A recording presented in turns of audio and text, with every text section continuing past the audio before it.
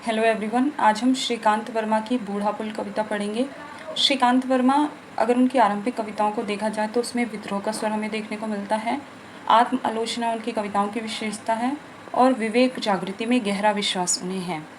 बूढ़ा पुल एक ऐसी कविता है जो संवाद की शैली में लिखी गई। बूढ़ा पुल। मैं हूँ इस नदिया का बूढ़ा पुल, मुझ में से ठहराता गुजर गया कितना जल, लेकिन मैं माथे पर यात्राएं बोहे इस रेती में गड़ा रहा। मुझ पर से घर घर घर गुजर गए कितने रथ, लेकिन मैं पानी के पहियों की ध्वनि सुनता खड़ा रहा। यहाँ पर कवि जो है वर्तमान समय की आलोचना करता है और बताता है कि पुराने समय में जो कार्य होते थे उसमें ठोसपन होता था। मतलब आज के समय में अगर पुल बनते हैं तो कैसे वो टूट जाते हैं, 1-2 सालों में ही वो पुल टूट गया जिसका कुछ समय पहले प्रधानमंत्री ने मतलब उद्घाटन किया था। ऐसे करके हमें न्यूज़ देखने को मिलती है। तो इस कविता में यही बताया गया है कि पुराने समय में जो पुल बनते थे वो लंबे टाइम तक चलते थे, उससे हज़ारों गाड़ियाँ आती जाती थी, यात्री यातायात करते थे, लेकिन फिर भी वो पुल खड़ा का खड़ा रहता था। पुल कहाँ पर बना है? नदी बीच से जा रही है और वहाँ पर पुल बना हुआ है इस नदी के ऊपर, और नदी के पास में जो मिट्टी होती है वो रेतीली मिट्टी होती है। तो रेत में गड़ा हुआ ये पुल है और लंबे टाइम से ये वहीं बना हुआ है। इसने हज़ारों यात्री को आते जाते देखा है। एक लंबे टाइम से इसने सब कुछ देखा है। न जाने कितने रथ इससे गुजर कर चलेगा और कितने आए। हर तरह की दुख और सुख और हर प्रकार के मौसम को इसका पुल ने देखा है। मतलब 100-150 सालों से ये पुल ऐसा का ऐसा बना हुआ है। यहाँ पे कहीं ना कहीं समय, जो वर्तमान समय है, उसकी आलोचना की गई है। पहले जो बनते थे पुल वो 100-150 सालों तक चलते थे, लेकिन अब जो पुल बनते हैं वो जल्दी टूट जाते हैं। तो अपने समय आचरण की जो है आलोचना श्रीकांत वर्मा यहाँ पर करते हैं। और इस कविता को जब आप पढ़ते हैं तो यहाँ पे कवि साफ साफ कह देता है कि कविता जो होती है ना, उसका सिर्फ अर्थ अभिधा में नहीं लेना होता, उसका व्यंजनात्मक जो व्यंजना अर्थ है, लक्षणा अर्थ है, उस अर्थ में कविता को पढ़ना चाहिए। और कविता जब पढ़ते हैं ना तो कविता जो काव्य पाठ है वो उसका जो माध्यम होना चाहिए ना वो बहुत बेहतरीन होना चाहिए, क्योंकि कविता में प्रवेश करना का सबसे पहला जो स्टेप होता है वो काव्य पाठ ही होता है। तो वो बहुत ज़्यादा इंपॉर्टेंट हो जाता है। कविता को आप बहुत अच्छे से पढ़ें, इसकी बात वो करते हैं। और वो कहते हैं कि गहरे उतरने की कोशिश करनी चाहिए हमें कविता पढ़ने के बाद। और कविता में जो अर्थ जो सामने दिख रहा है सिर्फ वही अर्थ नहीं होता, उसके अंदर कई परतें होती हैं। उन परतों को उतारते हुए जितना ज़्यादा गहराई में आप जाओगे उससे अनेक अर्थ आपको कविता में देखने को मिलेंगे। वैसे इस कविता में भी जितना चाहिए आप जितना अर्थ गहराई में लेते जाएंगे ना, ये कविता उतनी ज़्यादा सुंदर होती जाएगी। इस कविता की सबसे बड़ी विशेषता यही है कि ये संवाद शैली में लिखी गई है। आगे कहते हैं, इस कविता के माध्यम से जो है बूढ़ा पुल अपनी व्यथा कथा कहता है। मतलब वो पुल है जो बूढ़ा हो रहा है और नदियाँ जो हैं वो बहती हुई उसके नीचे से जा रही हैं, और पुल स्थिर का स्थिर है और नदियाँ गल करती बहती हुई जो है गतिशील है। डूब गई संध्याएं, अस्त हुए इंद्रधनुष, लेकिन मैं पत्थर का शब्द धनुष, मुझ में से जल अह रहा, अनचाहे अनजाने तीरों सा छूट रहा। यानी कि यहाँ पर एक दृश्यात्मक चित्रण हुआ है, एक चित्र प्रस्तुत हो रहा है। पुल खड़ा है और पानी गुजर रहा है, इसकी बात यहाँ पर हुई है। फिर कहते हैं, आह जब कभी आधी रातों में भीगे सन्नाटे में मैं चीखा और सीटी मारी आवाज़ें रुगड़ और परनूचे पखेरु सी उड़ी और पास किसी झाड़ी में अरच गई। मतलब यहाँ पर वो बोलते हैं कि मतलब ये जो कविता है उसके माध्यम से श्रीकांत बोलते हैं कि ये पुल है निस्वार्थ भाव से लोगों की सेवा कर रहा है, एक लंबे टाइम से कर रहा है। बिल्कुल वैसे समाज में भी कुछ लोग होते हैं जो समाज राष्ट्र की तरक्की के लिए निस्वार्थ भाव से काम करते हैं। लेकिन फिर जब ये आखिरी लाइन है इसमें, जो ये इस पैराग्राफ की आखिरी लाइन है उसमें कहता है ना, पास किसी झाड़ी में अरच गई। यानी कि उसकी जो आवाज़ें हैं, जो ये दूसरों के लिए काम करते हैं निस्वार्थ भाव से, उसकी आवाज़ को वंचित कर दिया जाता है। वंचितों की जो आवाज़ होती है वो अनसुनी कर दी जाती है, उसको नहीं सुना जाता है। वंचित लोगों के बल पर समाज और राष्ट्र तरक्की करता है, उस ओर कवि इन पंक्तियों के माध्यम से हमारा ध्यान आकर्षित करता है। यानी यहाँ पर मार्मिक अभिव्यक्ति हुई है।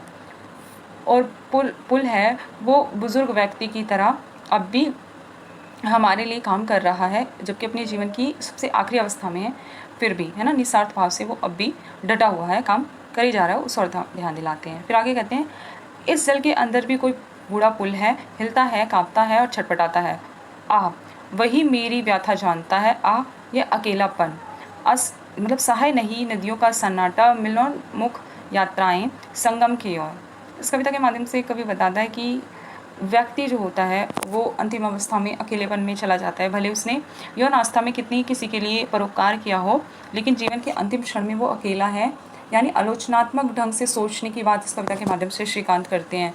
उनके बारे में सोचने की बात करते हैं जो बिना कहीं किसी के लिए काम करते हैं निस्वार्थ भाव से। यानी यहाँ पे कवि जो है उसका संदेश यही है कि हमें समाज से जुड़े रहना चाहिए, समाज से अलग नहीं होना चाहिए, इस ओर कवि ध्यान देता है। फिर आगे वो कहते हैं, दौड़ रही नदी सह नहीं क्षितिजों तक जाते वे पक्षी, दूर कहीं डूब रही पगडंडियाँ, अस्त हो रहे नावे, गुजर रहे वे बादल सहे नहीं। यहाँ पर कवि है वो कह रहा है कि व्यक्ति जो है कितना संवेदनहीन होता जा रहा है, यानी स्वकेंद्रित जो मनुष्य है उसकी ओर हमारा ध्यान आकर्षित करते हैं और कहते हैं कि कवि को, श्रीकांत वर्मा को ये सहज नहीं है कि व्यक्ति इतना जो है स्वार्थी क्यों होता जा रहा है, स्वकेंद्रित क्यों होता जा रहा है। जीवन में सुविधाएं आने के बाद मनुष्य जो है स्वकेंद्रित हो गया, किसी के रोने से विलाप से किसी को कोई इंटरेस्ट नहीं, कोई रुचि नहीं है, किसी के दुख पर कोई नहीं सोच रहा।